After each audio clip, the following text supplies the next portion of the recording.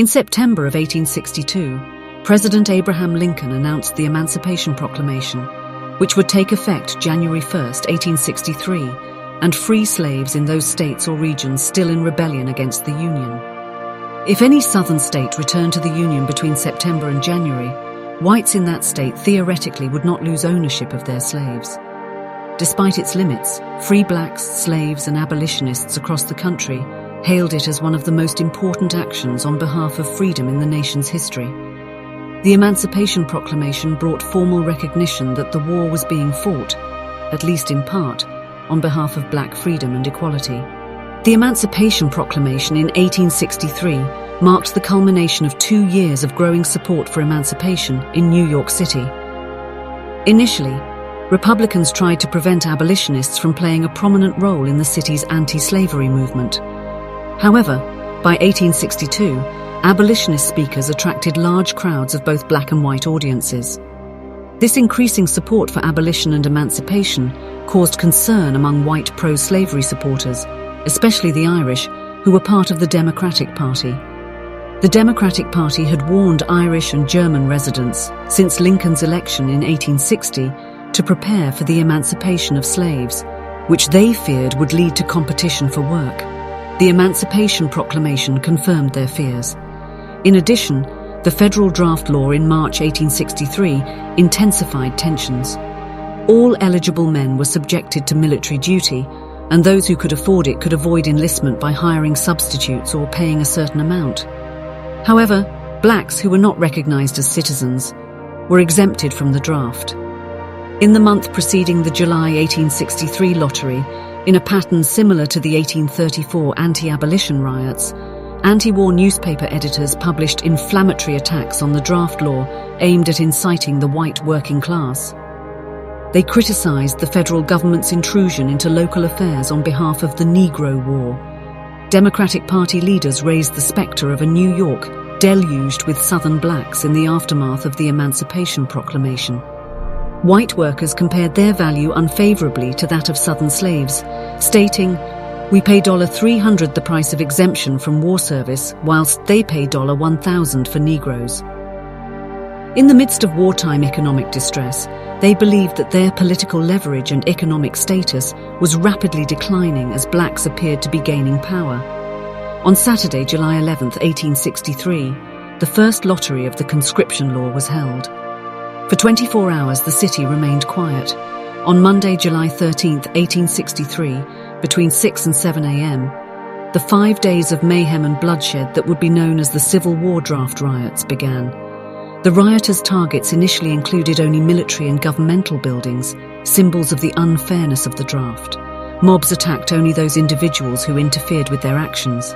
But by afternoon of the first day, some of the rioters had turned to attacks on black people and on things symbolic of black political, economic and social power. Rioters attacked a black fruit vendor and a 9-year-old boy at the corner of Broadway and Chambers Street, before moving to the Colored Orphan Asylum on 5th Avenue between 43rd and 44th Streets. By the spring of 1863, the managers had built a home large enough to house over 200 children. Financially stable and well-stocked with food, clothing and other provisions, the 4-story orphanage at its location on 5th Avenue and 42nd Street was an imposing symbol of white charity toward blacks and black upward mobility. At 4 p.m. on July 13th, the children, numbering 233, were quietly seated in their schoolrooms playing in the nursery or reclining on a sick bed in the hospital when an infuriated mob, consisting of several thousand men, women and children, armed with clubs, brick bats, etc., advanced upon the institution. The crowd took as much of the bedding, clothing, food and other transportable articles as they could and set fire to the building.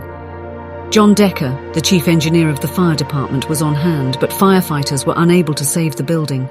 The destruction took 20 minutes. In the meantime, the superintendent and matron of the asylum assembled the children and led them out to 44th Street. Miraculously, the mob refrained from assaulting the children.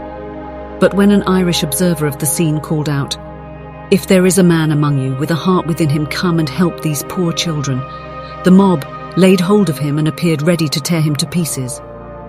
The children made their way to the 35th Street police station. where they remained for 3 days and nights before moving to the almshouse on Blackwell's Island, ironically, the very place from which the orphanage's founders had hoped to keep black children when they built the asylum almost 30 years earlier. The Irishman who castigated the mob for not helping the black children was not the only white person punished by rioters for seeming overly sympathetic to blacks. Throughout the week of riots, mobs harassed and sometimes killed blacks and their supporters and destroyed their property. Rioters burned the home of Abby Hopper Gibbons, prison reformer and daughter of abolitionist Isaac Hopper. They also attacked white amalgamationists such as Ann Derrickson and Ann Martin, 2 women who were married to black men, and Mary Burke, a white prostitute who catered to black men. Near the docks, tensions that had been brewing since the mid-1850s between white longshoremen and black workers boiled over. As recently as March of 1863, white employers had hired blacks as longshoremen, with whom Irishmen refused to work. An Irish mob then attacked 200 blacks who were working on the docks, while other rioters went into the streets in search of all the Negro porters, cartmen and labourers they could find. They were routed by the police. But in July 1863, white longshoremen took advantage of the chaos of the draft riots to attempt to remove all evidence of black and interracial social life from the area near the docks. White dock workers attacked and destroyed brothels, dance halls, boarding houses and tenements that catered to blacks. Mobs stripped the clothing off the white owners of these businesses. Black men and black women were attacked, but the rioters singled out the men for special violence. On the waterfront, they hanged William Jones and then burned his body hanging while hanging on a tree. White dock workers also beat and nearly drowned Charles Jackson, and they beat Jeremiah Robinson to death and threw his body in the river. Rioters also made a sport of mutilating black men's bodies, sometimes sexually. A group of white men and boys mortally attacked black sailor William Williams, jumping on his chest, plunging a knife into him, smashing his body with stones, while a crowd of men, women and children watched. None intervened, and when the mob was done with Williams, they cheered, pledging vengeance on every Negro in New York. A white labourer, George Glass, rousted black coachman Abraham Franklin from his apartment and dragged him through the streets. A crowd gathered and hanged Franklin from a lamppost as they cheered for Jefferson Davis, the Confederate president.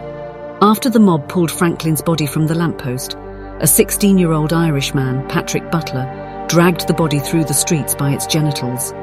Black men who tried to defend themselves fared no better. The crowds were pitiless. After James Costello shot at and fled from a white attacker, 6 white men beat, stomped, kicked and stoned him before hanging him from a lamppost. With these actions, white workers enacted their desires to eradicate the working-class black male presence from the city. The Longshoremen's Association, a white labour union, patrolled the piers during the riots, insisting that the coloured people must and shall be driven to other parts of the industry. But other parts of the industry, such as cartmen and hack drivers, not to mention skilled artisans, also sought to exclude black workers. The riots gave all these workers license to physically remove blacks, not only from work sites, but also from neighbourhoods and leisure spaces.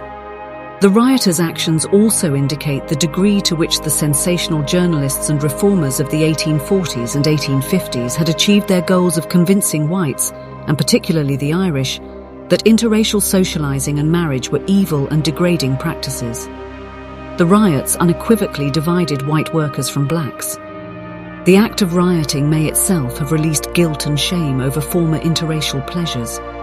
Finally, and most simply, white workers asserted their superiority over blacks through the riots.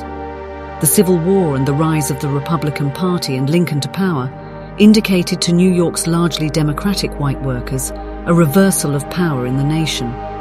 Black labor competition indicated a reversal of fortunes in New York City itself. White workers sought to remedy their upside-down world through mob violence.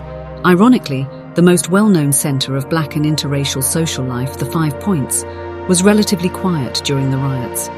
Mobs neither attacked the brothels there, nor killed black people within its borders. There were also instances of interracial cooperation. When a mob threatened black drugstore owner Philip White in his store at the corner of Gold and Frankfurt Street, his Irish neighbours drove the mob away, for he had often extended them credit. And when rioters invaded Hart's Alley and became trapped at its dead end, The black and white residents of the alley together leaned out of their windows and poured hot starch on them, driving them from the neighborhood. But such incidents were few compared to the widespread hatred of blacks expressed during and after the riots. In all, rioters lynched 11 black men over the 5 days of mayhem. The riots forced hundreds of blacks out of the city. As Ivor Bernstein states, for months after the riots, the public life of the city became a more noticeably white domain. During the riots, landlords drove blacks from their residences, fearing the destruction of their property. After the riots, when the Colored Orphan Asylum attempted to rebuild on the site of its old building, neighboring property owners asked them to leave. The orphanage relocated to 51st Street for 4 years before moving into a new residence at 143rd Street, between Amsterdam and Broadway, in the midst of what would become New York's predominantly black neighborhood in the 20th century Harlem. But in 1867, the area was barely settled and far removed from the center of New York City. Black families also fled the city altogether. Albro Lyons, keeper of the Colored Sailors' Home, was able to protect the boarding house on the first day of the riots, but soon fled to the neighborhood police station to seek an escort from the city for his wife and family. An officer accompanied the Lyons family to the Sailors' Home, where they gathered up what belongings they could carry before boarding the Roosevelt Street ferry, which took them to Williamsburg in Brooklyn. From the moment they put foot on the boat, that was the last time they ever resided in New York City, leaving it forever. Other blacks fled to New Jersey and beyond. By 1865, the black population had plummeted to just under 10,000, its lowest since 1820. Those blacks who remained in the city found a somewhat chastened elite, eager to help New York's black residents recover in the aftermath of the riots. The 7-month-old Union League Club, which had as one of its main tenets black uplift, and the Committee of Merchants for the Relief of Colored People spearheaded relief efforts to blacks, providing $40,000 to almost 2,500 riot victims and finding new jobs and homes for blacks. Just under a year later, Republican elites and New York City blacks publicly celebrated their renewed alliance. In December of 1863, the Secretary of War gave the Union League Club permission to raise a black regiment. The Union League Club decided to march the regiment of over 1,000 black men through the streets of New York to the Hudson River, where the ship that would take them south waited. On March 5, 1864, before a crowd of 100,000 black and white New Yorkers, the Black Regiment processed, making a fine appearance in their blue uniform, white gloves and white leggings. They were preceded by the police superintendent, 100 policemen, the Union League Club itself, colored friends of the recruits and a band. In a powerful display, the parade publicly linked blacks with the leaders of the new order, being ushered in by the Civil War.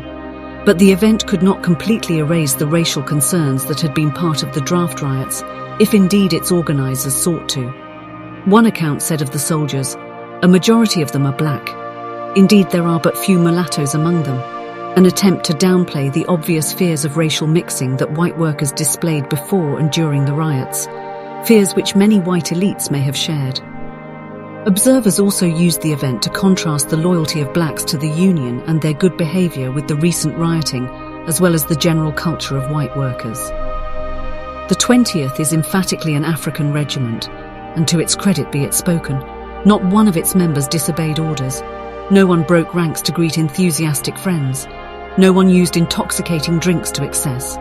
No one manifested the least inclination to leave the service, and their marching was very creditable. The New York elite presented the black troops as symbols of the new orderly working class they desired, sober, solemn, obedient, and dedicated to the Union cause. But such simple symbolism obscured the complex divisions of status, class, outlook, and aspiration that had been part of New York's free black community from its inception. As the Union Army marched south, it brought with it black and white abolitionists, many affiliated with the American Missionary Association, others independent of organized efforts, who sought to reform Southern blacks during and after the war. These largely middle-class activists carried ideas of racial uplift, first promulgated in the Northeast, from creating manual labor schools to moral reform to enhancing wage labor. They encountered newly free blacks eager for educational and economic betterment, but just as certainly shaping their own definitions of independence and equality. During the Civil War and Reconstruction years, Black and white people from urban and rural areas in the North and South were challenged to create new opportunities for the freed people.